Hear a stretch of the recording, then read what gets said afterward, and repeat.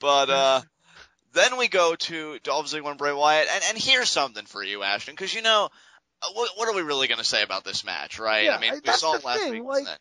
matches like this, is it a good match? I guess. Did anyone care about it? I kind of doubt it. I don't know what to say. Like, it's just a freaking throwaway match between two talented in-ring performers that have no vested interest in either one of each other. I mean, here's what I actually want to discuss here and what I've kind of been thinking about. I mean, this match had dueling chants. Some were for Wyatt, some were for Ziggler. But here's the thing about Wyatt and the people that love him, because he comes out and the arena is just illuminated by the cell phones, what he calls his fireflies. I'm curious, legitimately, when this feud with The Undertaker really picks up, and by that I mean Undertaker physically appears, or he responds in some kind of way to Bray. Now that the streak is gone and Undertaker, I mean, is just in the state that he's in physically and everything else, are people going to care about him? Is Bray going to be able to get that heat? Are people actually going to turn on Taker? Like, I don't know. People really seem to love Bray Wyatt, and I could see this feud kind of struggling because I think people are going to want to embrace him as kind of like the new Taker, while they just want Taker to peacefully step down, so to speak. So, I mean, do you worry about that at all? Because I've actually been thinking about the crowd dynamic for this feud, and that's kind of troubling me a little bit. No, I'm not worried about it at all. I'm not worried about it at all because as soon as that gong hits, I don't care how invested people are in Bray Wyatt. As soon as that gong hits, they're in the palm of Taker's hands. So you still think he has that sway in 2015, even after everything that's gone down? It doesn't matter how freaking old he is. His age isn't what makes him special. His gimmick is. His music, his entrance, his aura that he has about him. Everything else is what makes him special, and he hasn't lost that. He's an experience. I mean, one thing I've said about The Undertaker is he is an experience. He's kind of transcended just being called a performer, just everything about him. Like you said, one giant production. But yeah, I just wanted to get that out there because that was the only notable thing here is I know a lot of people love Bray Wyatt, and after a decent back and forth between him and Ziggler, he gets a vicious clothesline on the outside. Ziggler just seems like he's done. People were even speculating, did he get another concussion? Bray hits the Sister Abigail on the inside of the ring, and he gets the 3 count. Then an awkward post-match segment, he undoes the floor covering to expose the concrete, but the referees stop him before he does anything. Well, what was the point? You know, I mean, Ziggler does a great sell job. I would have loved to have seen Bray, if he really wanted to send a message, do a Sister Abigail on the concrete. Ziggler would have sold that like a champ. And you know what this felt like? What'd this feel like to you?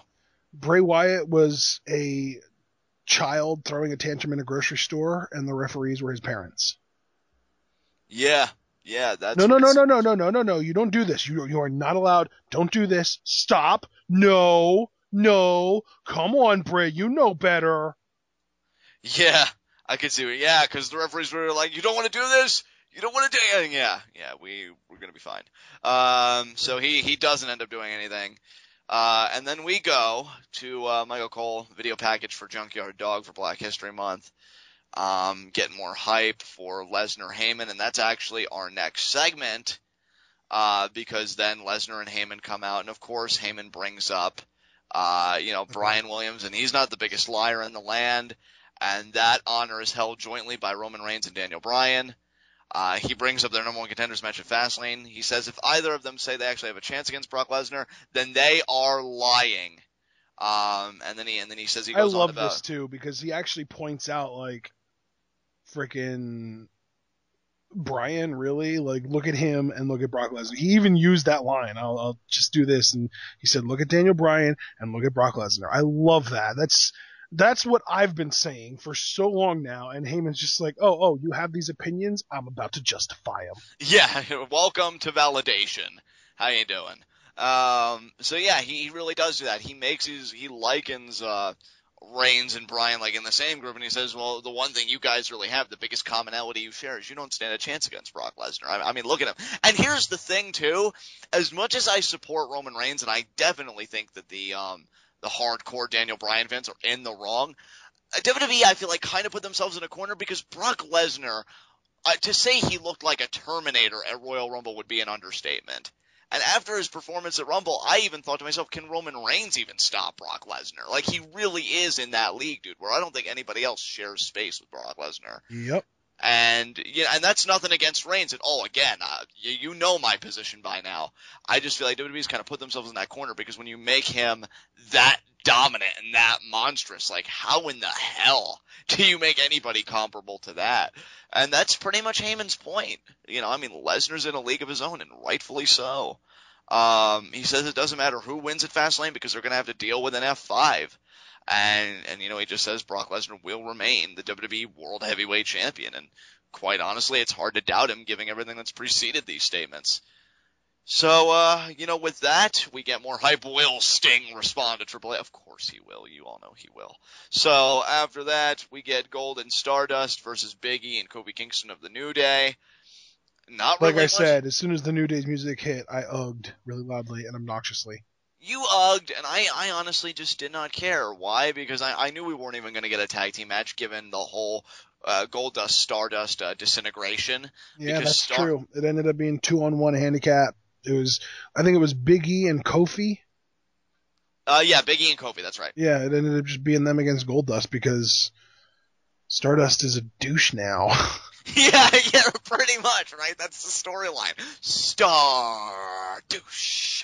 Yeah, it's kind of the point now that I can't tell if they're letting him play more of his real life character on screen or if he's so far in that he plays his Stardust character on Twitter. Oh God, yeah, I know, right? It's hard to determine, but because Cody Rhodes on Twitter acts exactly the way Stardust was acting tonight, so it's one or the other, obviously. But Goldust gets rolled up, he gets beat, and the New Day get the win. Then we go to a backstage segment with Renee Young and Daniel Bryan. It was great to see Renee. It's odd that she's one of the high points of this show for me. Why is that odd? She's amazing. I know. So wonderful. He asks if Bryan and Roman Reigns will be able to coexist later tonight. Bryan's actually incredibly emotionally aware. Dr. Shelby would be really proud because he said, what happened out there was an accident. He doesn't blame Roman. And then Reigns walks up and he says, you're damn right we can coexist because we have a common enemy. He wants to take care of them so that there's room for us to handle our business at Fastlane. Everything else, it's irrelevant. He actually didn't say that. I wish he did, though. I would have popped. I know, right? Oh, my God. But back from the break, Goldust approaches Stardust backstage. He says, he calls him Cody, and he says, hey, this isn't Goldust talking right now. This is Dustin. This is getting out of hand. This has got to stop. And then how does Stardust respond? Well, clearly not as emotionally aware as Bryan was in the preceding segment because he shoved Goldust and he said, I told you to never call me Cody again. Cody is dead. And then he said, Stardust lives. That was so on point. Okay, and now we get to, for me personally, my favorite just segment of the night that wasn't a matchup. Triple H is in the ring. Oh, yeah, this was good stuff. Oh, yeah. This was your perfect example of something that people that take wrestling way too seriously would hate, but everyone else would love. Exactly. Because he talks about how WWE has been his life for 20 years, while others have come and gone, and I genuinely speculate if that was a pot shot at CM Punk and or others, but I'll leave that for all of you to decide. He says all that was almost taken away because of one man, Sting. Triple H says he helped crush WCW, and it took Sting 14 years to try and do something about it. Triple H says he's calling Sting out for Fastlane to meet him face-to-face in the ring. Triple H says he will look Sting dead in his eye and explain why he was right to stay away for 14 years. Triple H says if Sting agrees to never show his face again, he will let him leave Fastlane with his dignity intact. Triple H says he's patient, but he's called out Sting for 2 straight weeks with no answer. Triple H wants an answer and wants it right now. This is where it gets really cool. The lights go out and we hear a crow. Triple H loosens his tie and he looks around, but he doesn't see anybody. The crow keeps cawing, and a video plays and spells out Triple H's name. This actually gets a nice reaction from the crowd, probably one of the best of the night, chanting, "We want Sting," pretty loudly. Crow sound plays again. Spotlight shines on Triple H. And then a man in a Sting mask is behind Triple H, and Triple H turns around and he just falls in shock. Like, whoa, what's going on? And then the words flash, "I accept." on the video. And I love this because it's, as I was telling Ashton guys before we were recording, I grew up obviously on the Ruthless Aggression era, and I loved watching Dead Man Undertaker, after Kane buried him alive and he came back. And I love the mind games that he did with Kane and his feud with JBL, just everybody. And this segment reminded me of those mind games. It's nice to have a really psychological kind of segment with these kinds of elements. I really sunk my teeth into this. This is great. Yeah.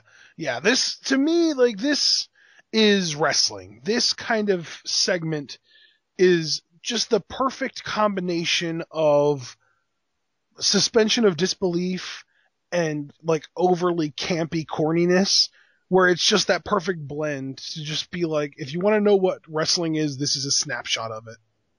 Perfectly said, man. If anybody wanted to know what pro wrestling is about, or hell, even why fans like you or myself enjoy it, this would be one of the segments I would defer to, to illustrate that point.